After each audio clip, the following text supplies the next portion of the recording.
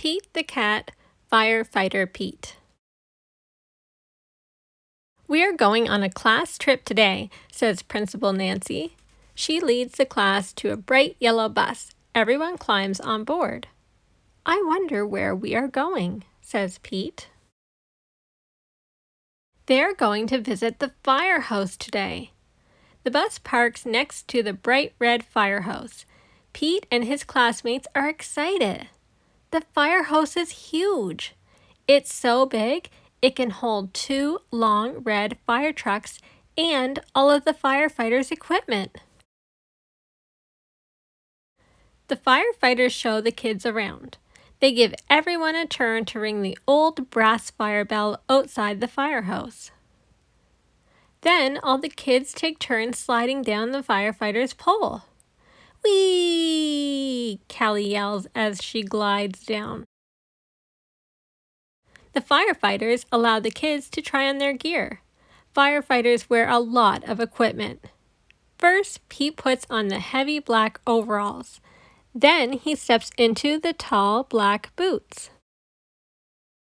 A firefighter helps Pete put on the heavy yellow jacket.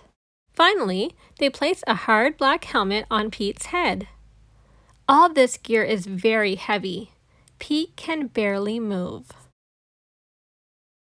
The firefighters allow the kids to explore one of the fire trucks. Callie sits in the driver's seat. She presses the horn. It's so loud that all the kids cover their ears. Then Pete turns on the sirens and lights. The sirens blare, woo-wee, woo-wee. The lights flash red and yellow. Suddenly, a loud bell rings in the firehouse. Uh-oh, it's the fire alarm. There's a fire in town. Gear up, Pete. The firefighters scramble into their gear very quickly. Pete puts on his gear too. They all climb aboard the fire truck and turn on the siren and lights. Firefighter Pete and the firefighters are on their way. Woo-wee, woo-wee. The fire engines race through town and the lights flash round and round. A firefighter presses the horn. Brrr! All the other cars move out of the way. There's the fire. It's hot and loud, but the firefighters know exactly what to do. They work together as a team to connect the fire truck to the fire hydrant. Then the firefighters also attach a long, heavy hose to the truck. Firefighter Pete gives the signal and the firefighters turn on the water. Whoosh! The water gushes out very fast. Several firefighters must hold the hose to control it.